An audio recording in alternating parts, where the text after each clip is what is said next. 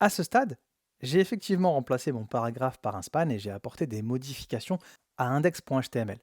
Et moi, je suis satisfait de cette modification et je veux pouvoir l'envoyer et la versionner en ligne. Bon, vous connaissez le process. Git add.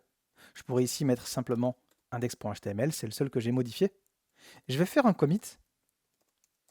Et là, je me trompe un petit peu et je mets, je sais pas ce qui m'est arrivé, je suis un peu fatigué. J'ai mis, allez, dev du back-office. Alors que là, j'ai absolument pas développé un back-office. Moi, ce que j'ai fait ici, c'est modifier du front, du HTML, en l'occurrence, le point d'entrée de l'application.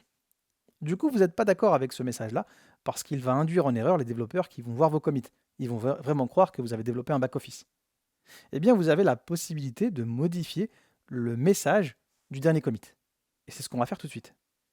Pour cela, rien de compliqué. Vous allez taper la commande git commit-amend, comme ceci.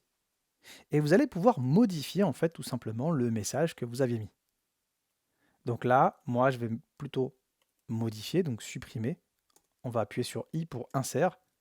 Et vous allez mettre ici ajout d'un span. Alors je vais éviter au cas où les apostrophes. Ajout d'un span dans la page index.html. Pour sauvegarder, vous allez faire échappe, deux points, X.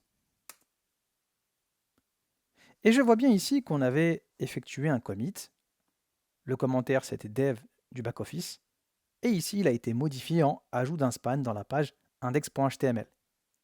Ce qui veut dire que si maintenant je fais un git push pour envoyer mon code en ligne, on va aller voir un petit peu ce qui se passe.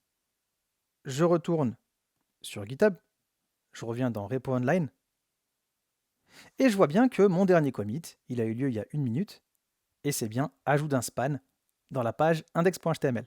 Le message est le bon, super.